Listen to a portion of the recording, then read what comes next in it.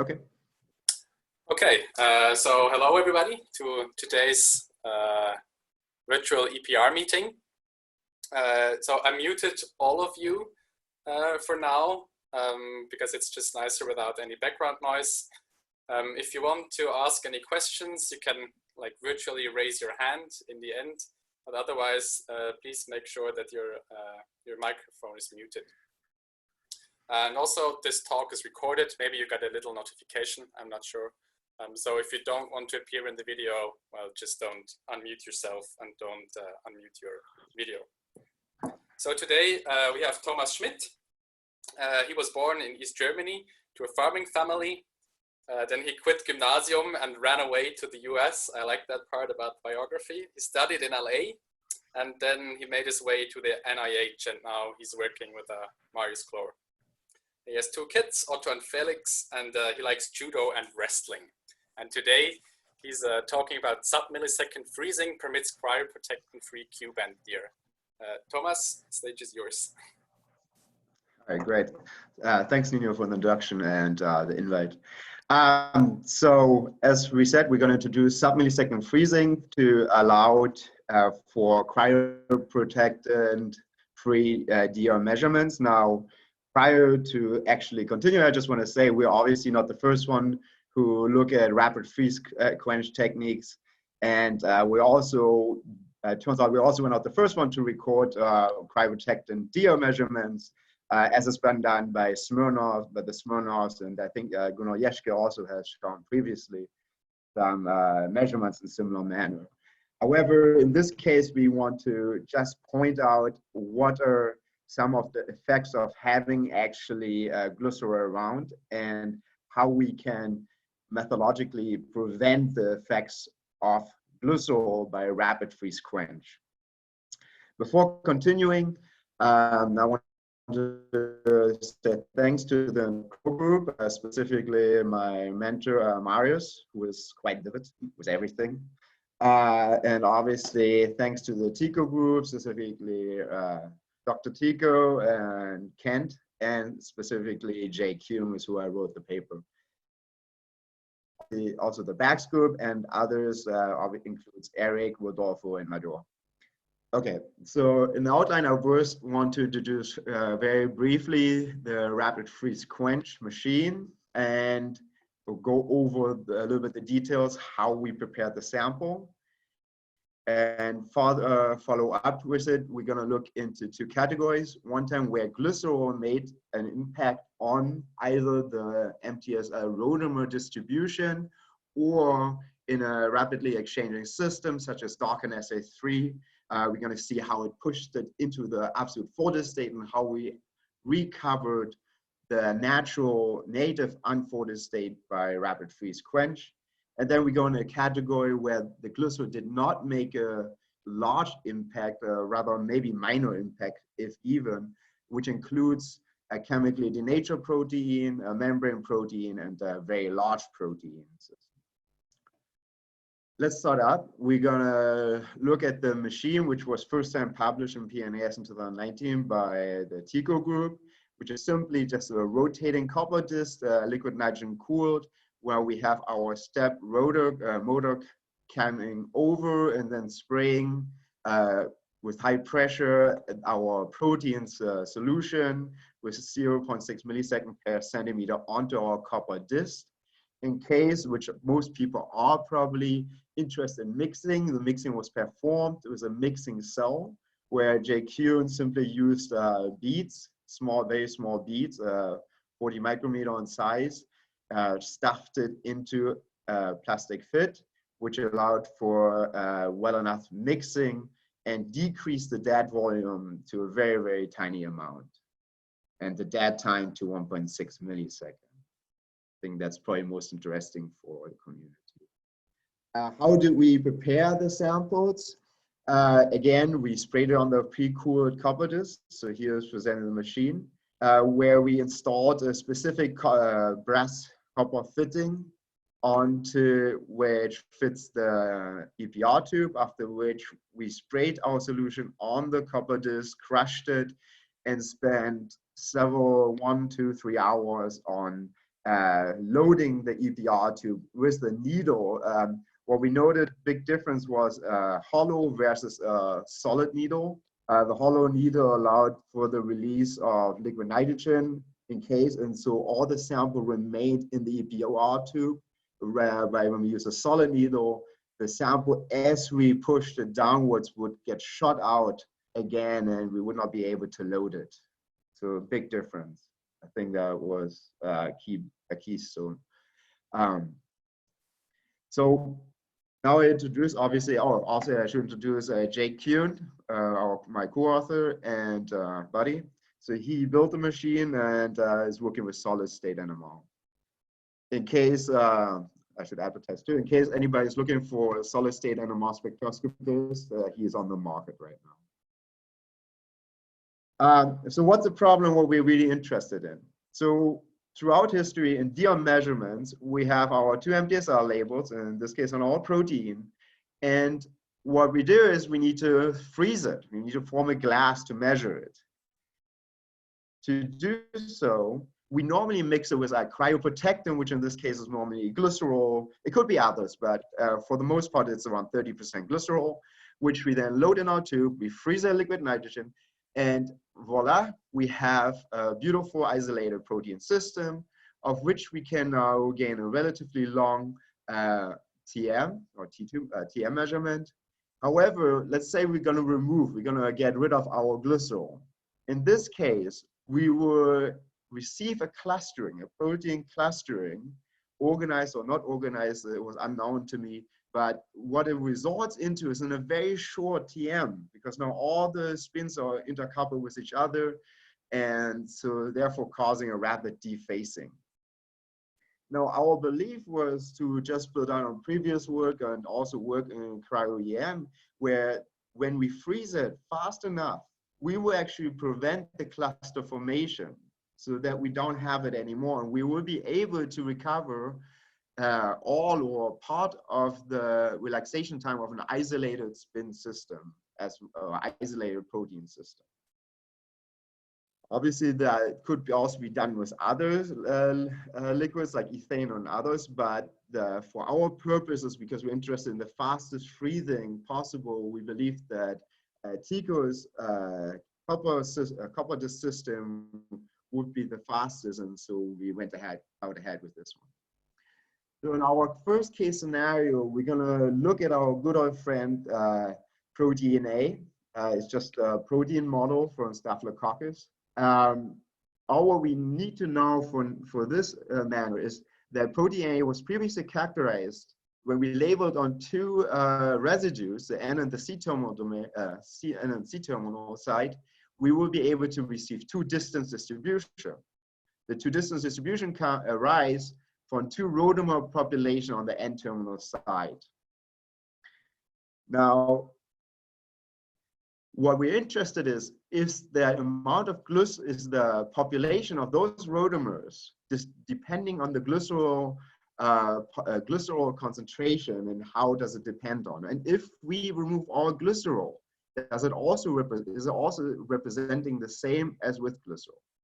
So our first step is simply just measuring TM, where we increase the glycerol concentration. And interesting enough, we're expecting that when we do a slow freeze, we can notice that our TM increases till it's around 30–40%, after which we further increase glycerol, it actually decreases again, which is supported by previous documentation in AUC data, which shows that at around 30–40%, after increase of 30–40%, actually glycerol will penetrate the water protein interface and such interact directly with the protein, which we believe might be the cause of the decrease. Now, more interesting though is the effect it has on the distance distribution. So let's say at on 30–40%, we can nicely see that we have two distance distribution. However, upon decrease of the glycerol concentration, let's say to 5–10%, we are now gonna see that the shorter distance gets diminished, whereby the larger distance remain constant. Obviously, we scale to it. And this, we believe, is due to a change in the rotamer populations. Now, you can see we only went down to 5% because now the TM got so short that we could not retain any distance measurements. Therefore, we applied our rapid freeze quench techniques, and we gained traces at 30% rapid glycerol and 0% rapid freeze quench. Now, to our surprise, actually, those two distances, what we observed previously, did not go into either side. Not one or the other population was actually populated. It rather appears to assume a totally new distance centered around 27 angstrom, which does not fit to either of those rotamer populations. Actually, one of our reviewers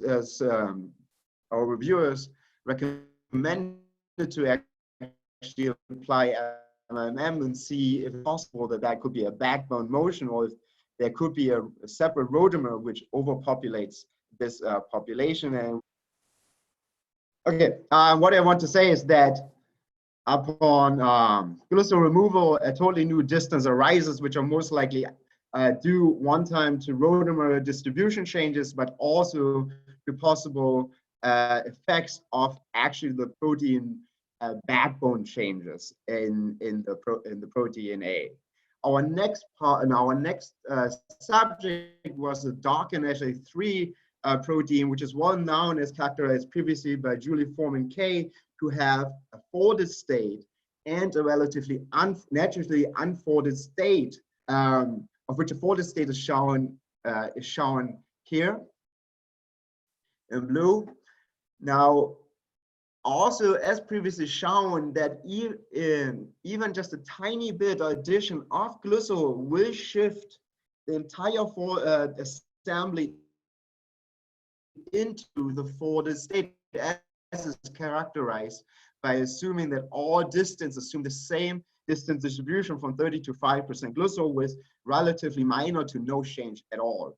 Now, our question was, can we actually recover the naturally unfolded species of DOCN-SA3? And so again, we applied our rapid freeze quench. We froze our sample and we recorded 2 DO traces of 30 and 0% glycerol. Now, it becomes directly obvious that at 30, obviously you only have one distance. At 30, you have a very short distance, which is identical to the 30%, but we also have a rather wide distance distribution underlining the DOCN-SA3, which according to the literature as previously published from fluorescence data by Julie Foreman K, appears to be the expected distribution from the naturally unfolded species, which is presented in the red trace if we compare it to the folded state. And we have here a rather broad distance distribution. Just to let you guys all know, all the data was fitted with DR analysis, DED, and SVD modeling. So therefore, this proves that actually this method not simply also can recover the different rotamer populations or folded states, but we can also recover now maybe an exchanging system such as DOCN-SA3, which will be shifted to either side upon addition of our cryoprotectant. Now, as we previously mentioned, we did now 2 small globular protein, of one is a solid, another one is an inter-exchanging system. There we saw differences, but now we're going to switch over where we didn't see large differences in populations. In this case, we use DOCN-SA3 again, but this time instead of looking at a natural unfolded state, we looked at the denatured state by applying deuterated urea into the system, which we assume gives us an unfolded species as shown here. Now, upon now in the TM traces, you will see right away that in the slow freeze was done with nitrogen, we have a relatively long trace. But if we apply the rapid freeze quench, it's still shorter, but it's still relatively longer. But it's actually worse compared to the slow freeze, with glycerol and urea present. And our belief is that urea acts by itself already as a cryoprotectant, and therefore it might benefit from it. Now, in the distance distribution, you can see that we acquired, in this case, 25 microseconds geotrace to characterize the unfolded species at 0%. Sadly, we couldn't go out as far. We only went out 20 microseconds, which give us a good idea. I wouldn't say absolute truth in distances. However, if one now looks at the distance distribution, there is not a recognizable trace. Obviously, here the trace didn't go out far enough to fully characterize it as one would wish for. Now, can we say a little bit more about it now in the follow-up later on, or just I guess before the Corona crisis hit, we actually measured the amount of folding, unfolding through a urea titration at 30% and 10% glycerol. And one can see actually that the glycerol has an impact of the unfolding folding trace, where we end up with a delta G of around 6 kilojoule per mole difference. So as one would probably expect, glycerol has an effect of the folding, unfolding by a chemical denaturant, but from our opinion, it does not have a direct impact on measuring the distance itself. The data was modeled with a self-avoiding walk model by Robert Best and Ben Schuler, and it fit for the 30%, it fitted very well, and 0% could be better. Now we go over to the next step where we look at a larger protein system up to around 1,000 something amino acids, 1,000 something amino acids, of which we look at reverse transcriptase, which can form an immature P686, P686 homodimer. It is implemented for the HIV reverse HIV replication, in which case it will would translate the RNA to DNA prior to genomic integration or to the host genome. But more important point is that we wanted to look at the distances. There's differences in distances between 30 and 0% glycerol, and also how it looks like. Now, if we do a slow freeze with nitrogen and we have 30% glycerol, we're going to get a nice long TM trace, which is great, which is expected. Now, in case of applying rapid freeze quench or slow freeze, we actually did not see much of a difference. We currently believe it's due to its large size, because this large size has a less diffusion occurring, and therefore might not be pushed by the water lattice formation into a protein cluster. If we look at the distances itself, we have a similar distance that we previously published in our PNAS paper, occurring for the 30% glycerol.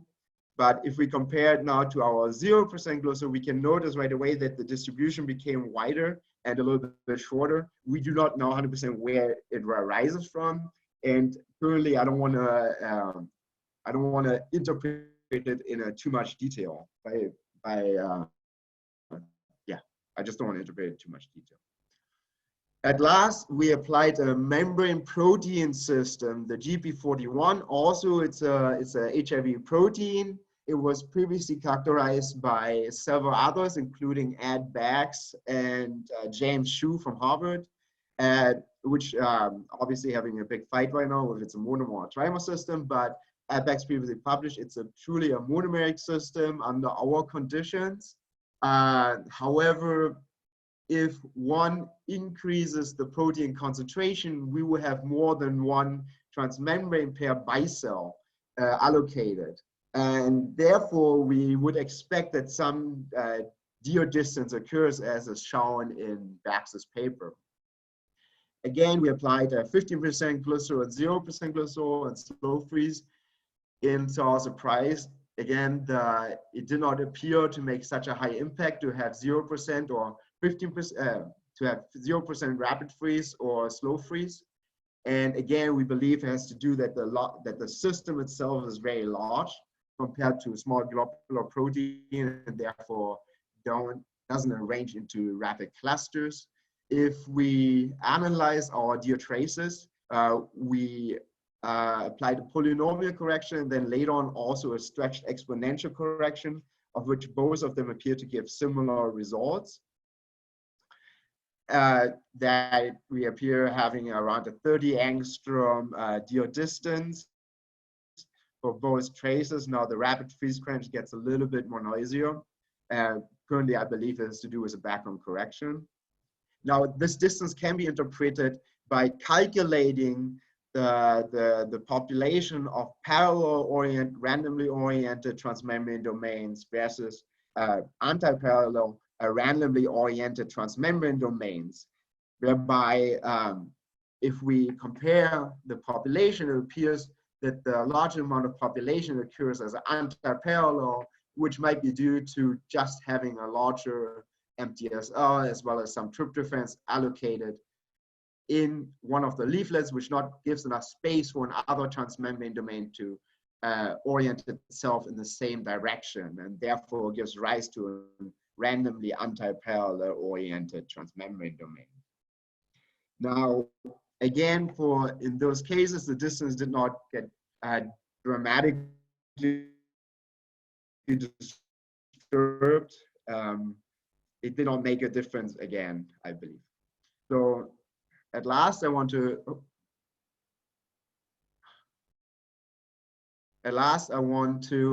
get to the conclusion.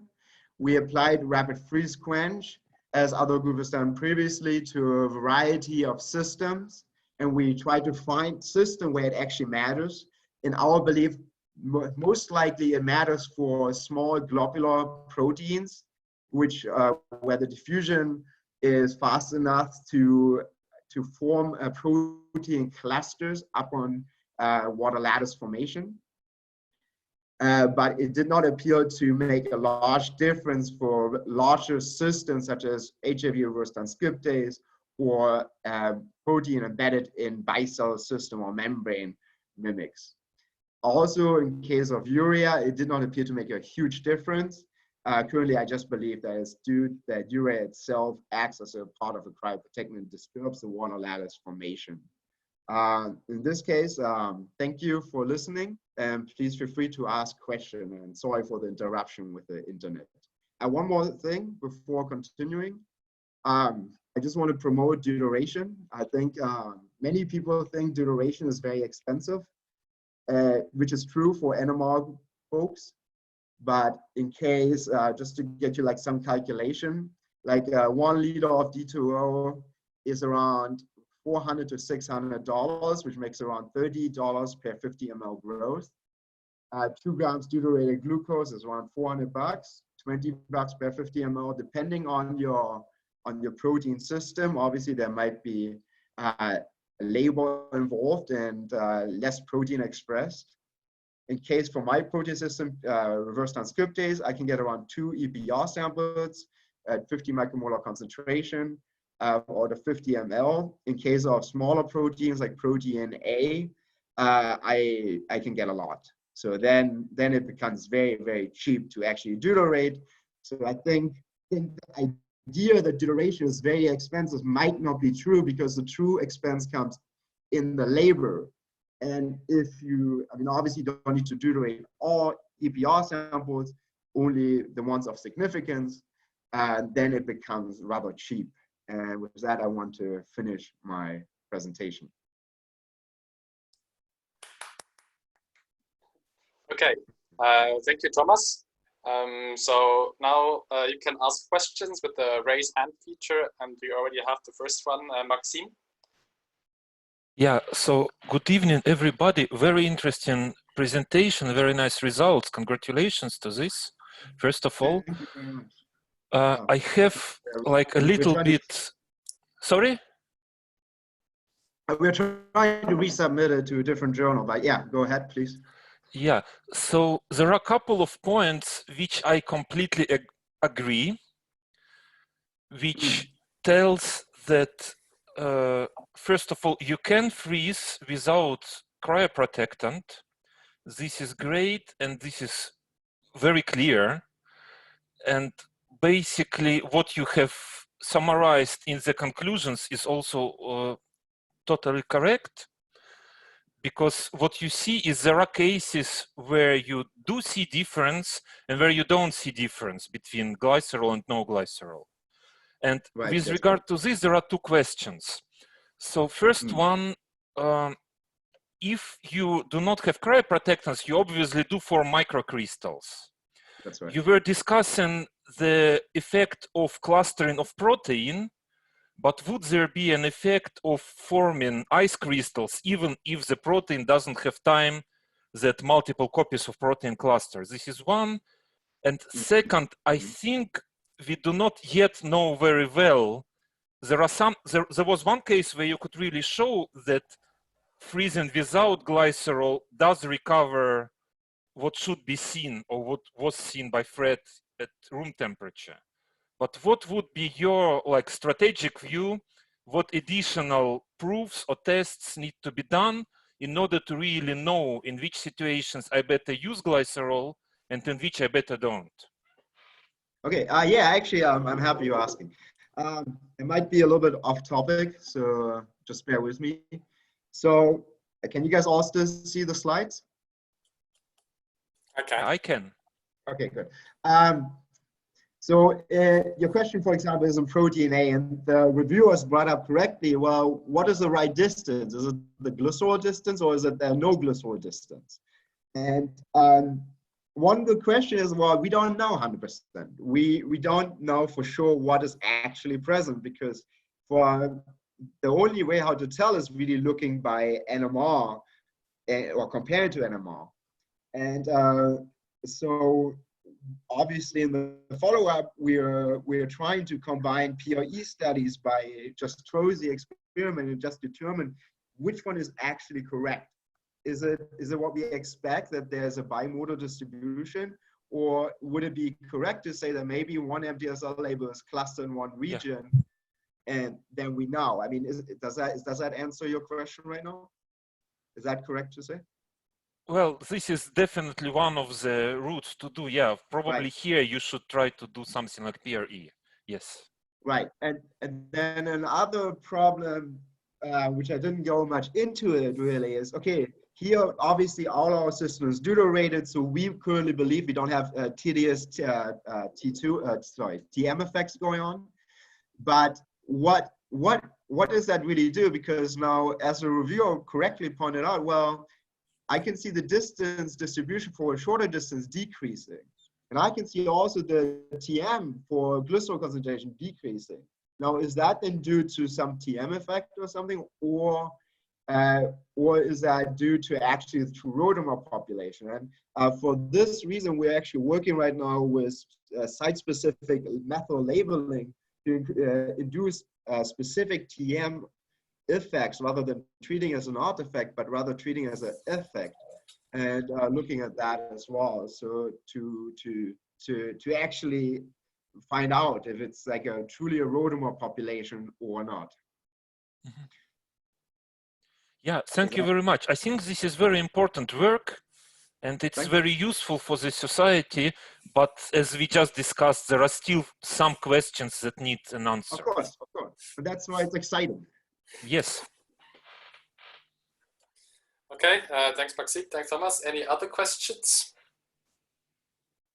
I don't see any raised hands. Daniel? Hi Thomas, thanks for the nice talk. Just briefly, on slide 5, you had an overview of all the different hoses. And could you comment, you kind of left this out, why do you use hexane here, and how do you use the mixer if you actually just mix one thing? Do you keep the rest static simply? Sorry. You're right, we did not mix the sample. In this case, we just put it on the disk. However, just for the community's purpose, because I think other people are interested in it, I included the mixer in it, just because I think major interest of the EPR community is not to create glycerol-free sample, but rather do time traces and rapid freeze quench at different time intervals after mixing it together. That's the only reason why I included it. The use of hexane comes in just to clear the pipes. That's all what it is.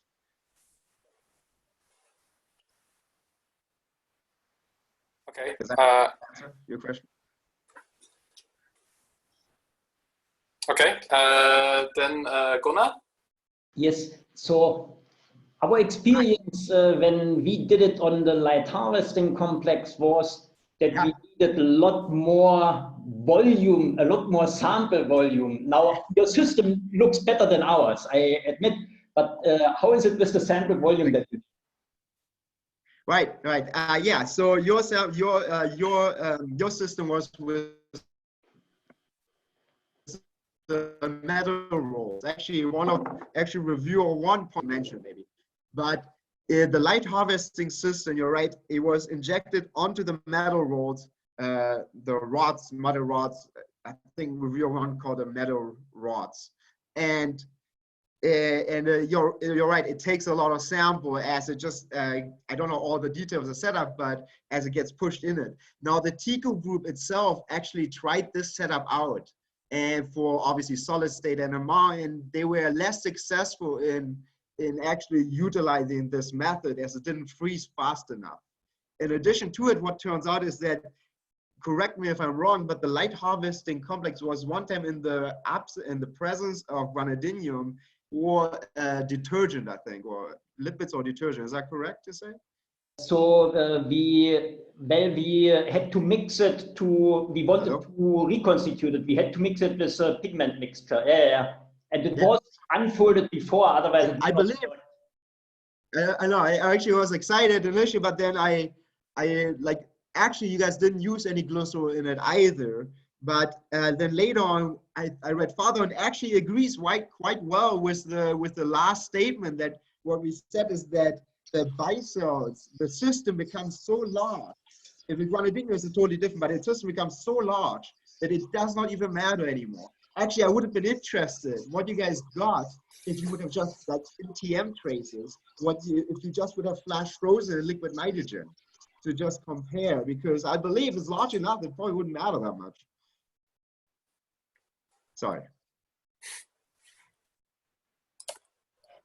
Okay. Any other questions?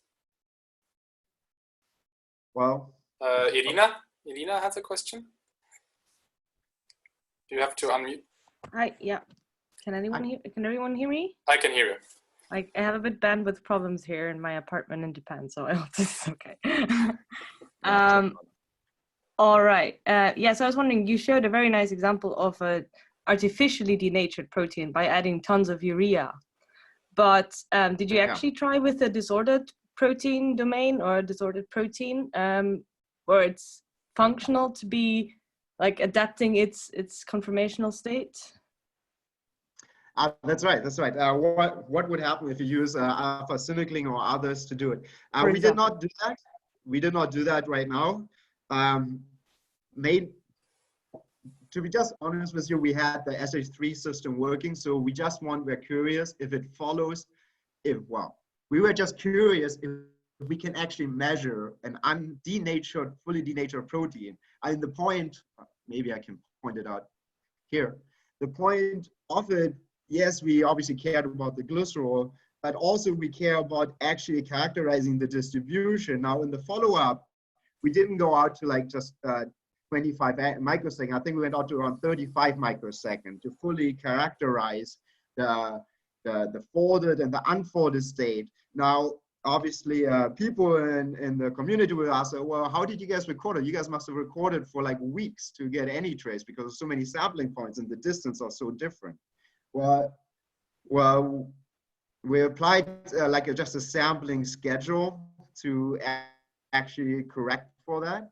And that allowed then to characterize it. Now, we did not do anything with IDPs directly. For sure, it's 100% interesting what's going to happen. And I think people will do that. As of for us, we don't have an interesting system. I mean, we do. I think other people are more interested in it. Is that answer? Sorry. Yeah, sure. I happen to know that several groups have frozen like aliquots of labeled IDPs lying around in various freezers. So maybe just ask them. Okay, Songi? Can you hear me? Yes. Hi. How are you? Okay. Hi, Thomas. So the fact that you have tested very different protein types is really nice and important. But I was wondering whether you can take a protein where you know glycerol will alter the population balance systematically, and just test without glycerol and with increasing amount of glycerol, where the population, say, shift is well known. So in slide 7, you have an example like that, but it sounded to me that you're not 100% sure what to expect, except that you observe those changes. Can you think of such system where you can control that? Yeah, sure.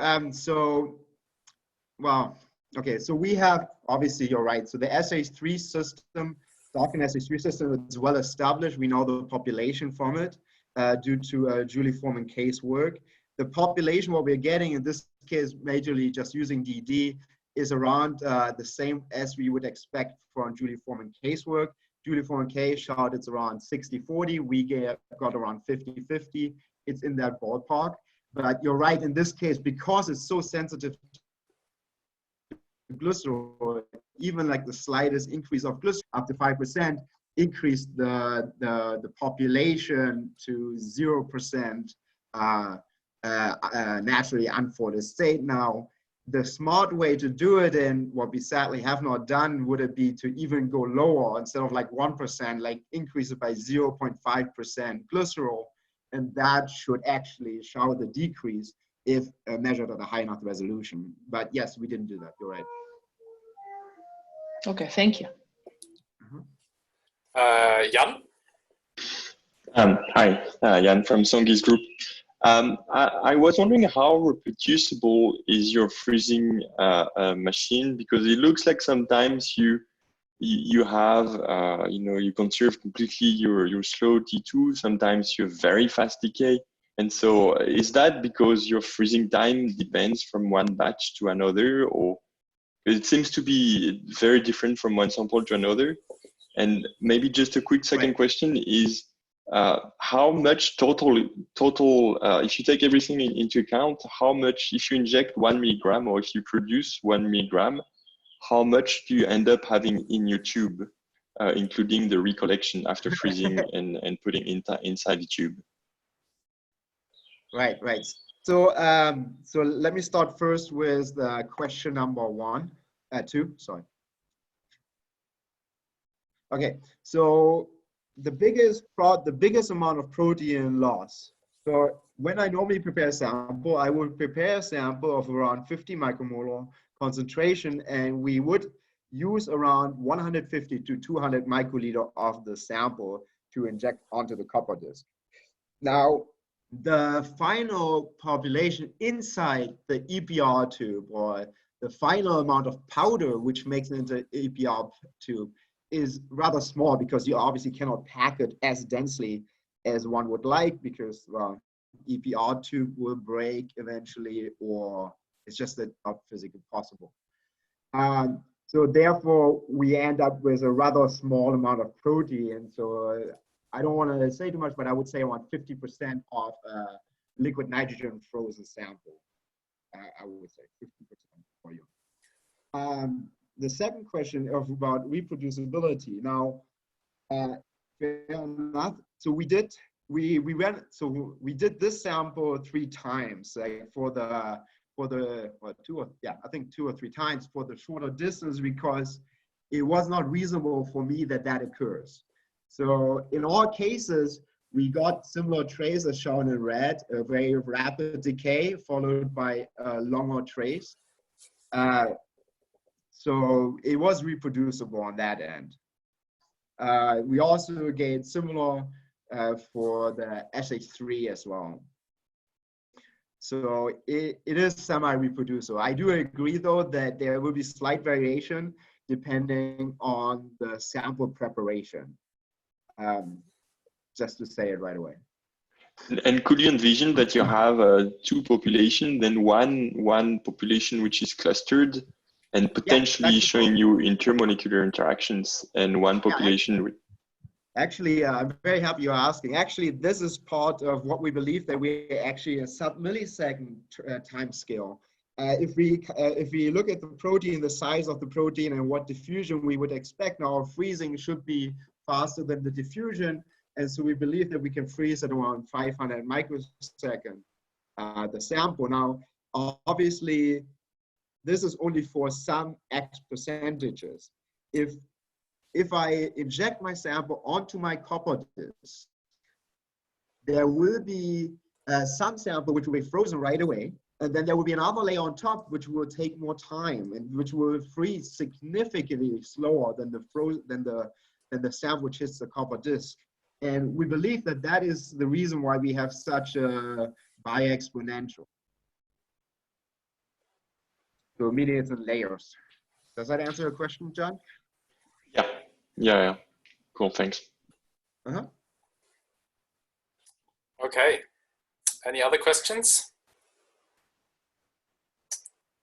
If that is not the case, so then I just applaud for everyone, and I hope you hear it, Thomas. And I will stop the recording now, but feel free to just stay around and ask more questions if you want to. But otherwise, I would say have a nice Easter for the ones that have to leave.